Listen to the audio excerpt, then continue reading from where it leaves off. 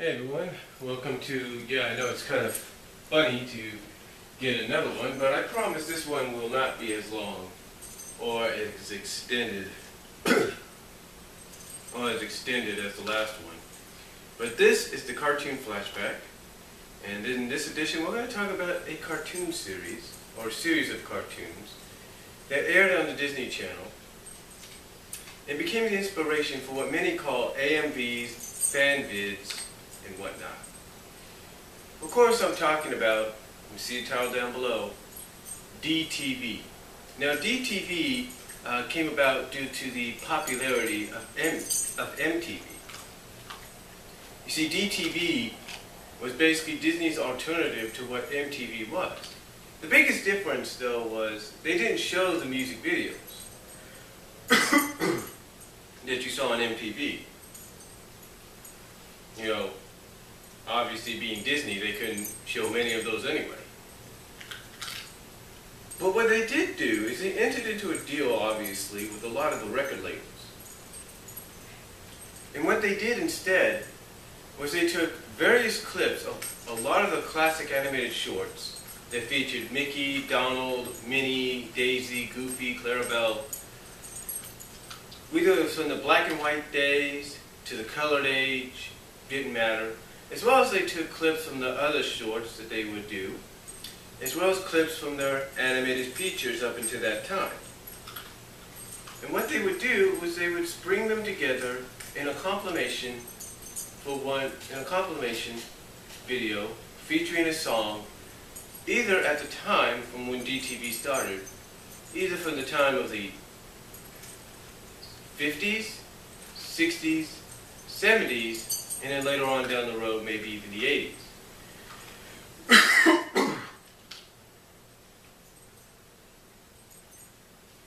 Now, basically, DTV, because of this, like I said, and I mentioned it before in another video a long time ago, or a few years ago, DTV became the catalyst, if you will, to what a lot of us people here that use computers at home would call fanvids, or amvs, or cmvs, all depending on how you look at it.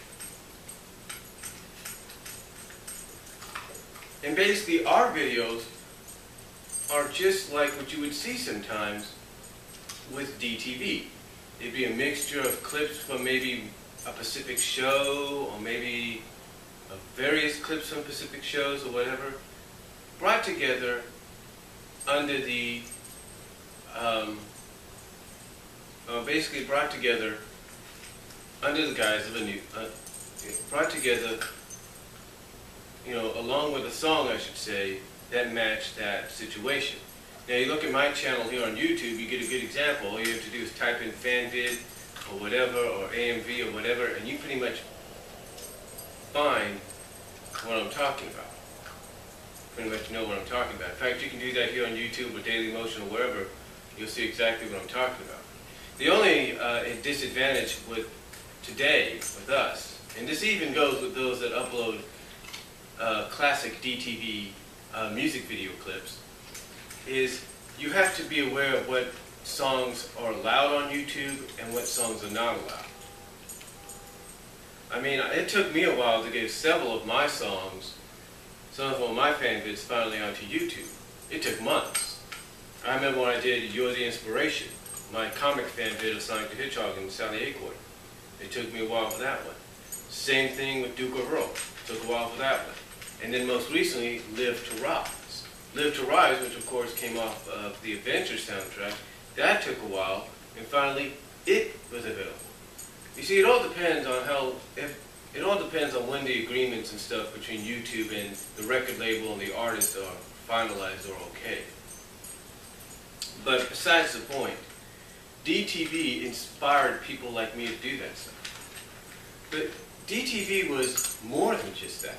It was more than just interval clips, if you will, because they would do interval clips. Like if Disney Channel had 5 minutes to spare, or an extra 5 to 7 minutes to spare, they would air not one, but probably 2 DTV music videos, if they had 5 minutes to 7 minutes to spare. But also also, they would dedicate a whole half hour to DTV. I'm not lying.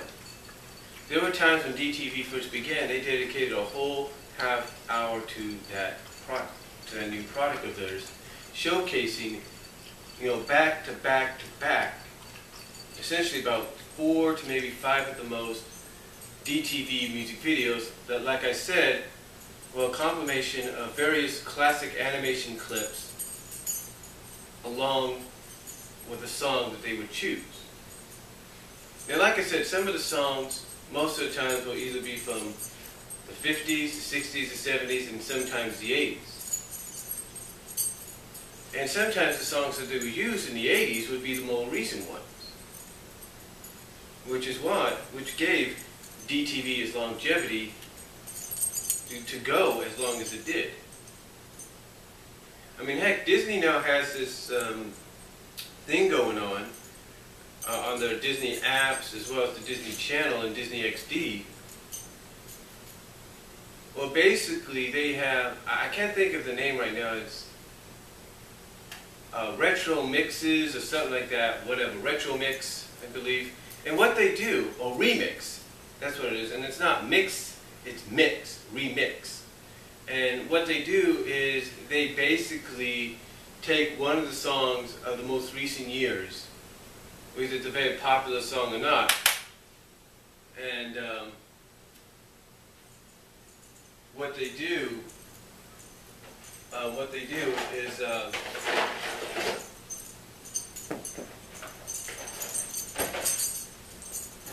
sorry about that, but what they do with these remix is they have, like I say, one of the more popular songs of the recent era, of the recent years, I should say. And they have, and sometimes it's a classic one too, but still, some of the more recent songs and some retro songs, it's hard for me to say retro when it comes to the 80s, but you get the idea. But what they do with these remix is they have the characters singing them. And I'm not talking about the characters' actual voice actors or actresses singing it. No, they have the actual artists. It's basically sort of pantomiming, is what it's doing. They're having the characters sing the song that's being played. They have one specific character. Like say, they wanted to do, like say, I don't know if they did a remake of Love Story by Taylor Swift, but if they were to do that, they would have many pantomizing, in various clips, they would have many pantomiming the song, or singing the song with Taylor Swift's voice. So that's the legacy. So basically, remix are basically a inspiration that was taken from DTV. It's basically DTV like videos, but you have the characters singing the song instead of just having the song being played through various clips, along with some various clips.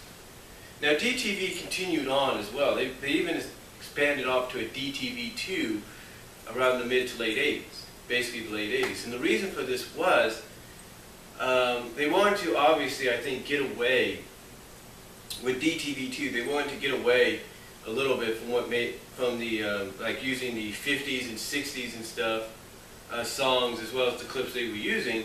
And they wanted to try to use, well, they still stayed true to what they were. They used various clips of classic cartoons and all that, but they also wanted to use clips from like more recent features to go along with some more modernized songs back then in the 80s and I think even early 90s.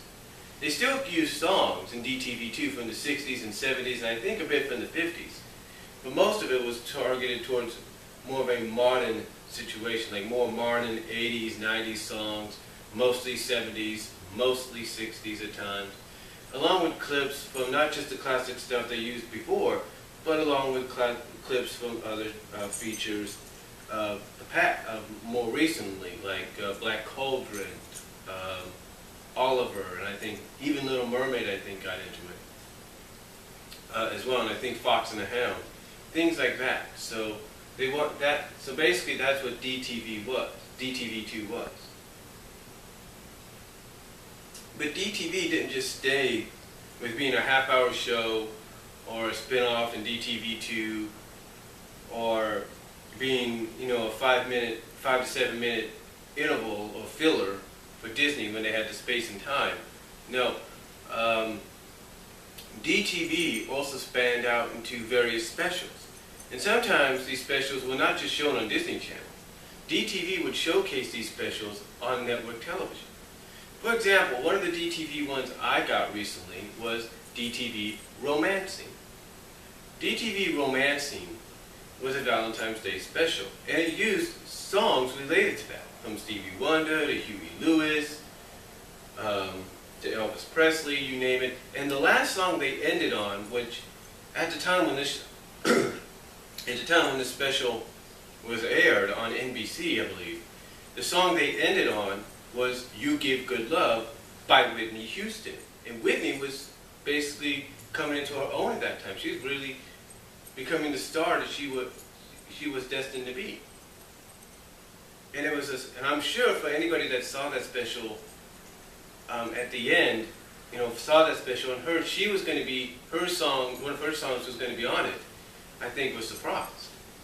But at the time, it was a good choice to end the special with her song, because she was one of the, up and coming artists, basically really coming into her own kind of situation.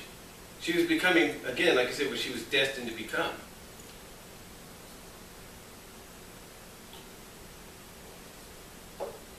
Now, again, it wasn't just with network specials. You had other specials as well that aired on networks as well, like you had Doggone Valentine, you had something like Monster Party or something like that, and I think you even had a Christmas one as well. So you had a variety of different specials depending on what holiday was being interpreted into those specials. Whether it was Halloween, Valentine's Day, or Christmas, it all depended on what holiday was being interpreted with those specials, or basically what holiday season, those specials were based upon. Now, believe it or not, believe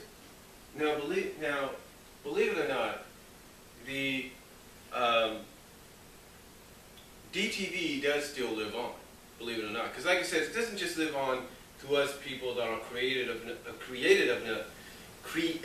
enough, I should say, to do the fanvids, the amvs or the cmvs, which is short for comic book music videos. But it also lives on in people that want to continue the legacy or continue the tradition of DTV. There's one person here on the YT, and I'm sure elsewhere. I'll provide a link down to him below, and he does a very, very good job at this. Basically, he creates it almost like, and he calls it the all-new DTV. He calls it the all-new DTV, and basically, he makes it exactly what DTV was like. Exactly. I mean, he does an intro very similar with similar clips at the beginning, like you would see in the original DTV, along with a variety of other clips from other, more recent at times, Disney shows and movies, which is kind of cool. Other Disney shows and movies he would use in that intro. And it wouldn't just be the intro either.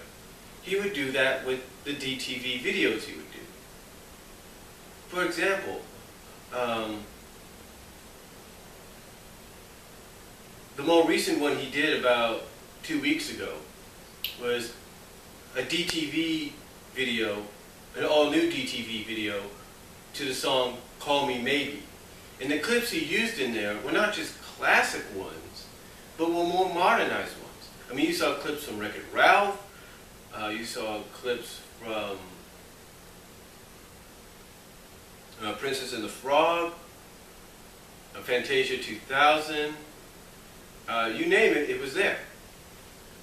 You almost can think about it, it was there. Hercules, Basically, what this person does, and again, the link will be provided in the description, what this person does with what they dubbed, like I said, what they dubbed the all-new DTV, is they're basically showing us and sharing with us what they feel, what they believe DTV would be like if Disney was to bring it back today. What they feel Disney DTV could be like if it was brought back today.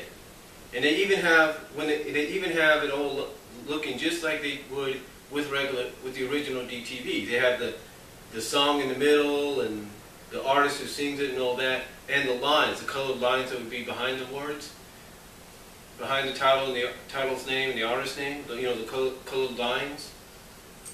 They have that too, and I got to give props to that person for doing that. But again, I'll provide a link down below so you guys can check it out. And he doesn't just do that either. He does some other stuff as well, but his most popular work, I think, so far, his most watched work is his all-new DTVs. And I think you can probably message him and give him suggestions for future DTVs as well. Like, I gave him one I gave him a suggestion to do a DTV video with the song I See the Light from Tangled, featuring clips from various Disney afternoon shows like Gummy Bears, Rescue Rangers, Tailspin, Bonkers, you name it, that he could probably think would fit into that category. I mean, there's one person that did a Disney Valentine's fan vid about a year ago, and they used the song. But they didn't just use the song, they used the whole clip of the song from the movie to match in with what the characters to basically match into what was going on in the scene, and they did pretty good. Because they made it sound like, okay, the girl was saying what Rapunzel was saying, and the boy was saying what, Flynn Rider was saying. So, very, very good job on that one. But again, I'll provide a link to the guy that does this all-new DTV, and you can check it out and judge for yourself if you think he's doing a great job. I think he's doing a great job by, I guess, interpreting what he feels Disney's DTV could be like today.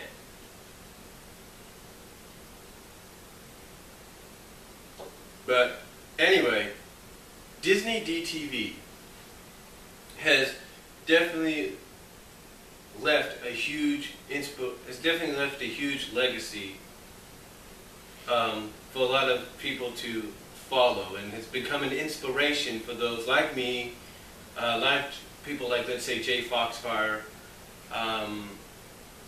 Disney Barbic, that all those in between, to come out and be able to do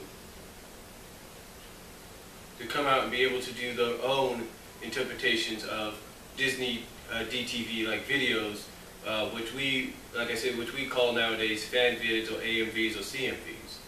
So, but again, there's no denying what the impact DTV had for Disney, and the impact it's had on a lot of people that nowadays create their own little Disney DTV like AMVs and fanvids and CMVs. So that's all I'm going to say for this edition of the Cartoon Flashback. Basically looking back at Disney DTV. Let me know what you guys think about it. Comment below. What are your memories of Disney DTV? And I will talk to you later. God bless. Take care.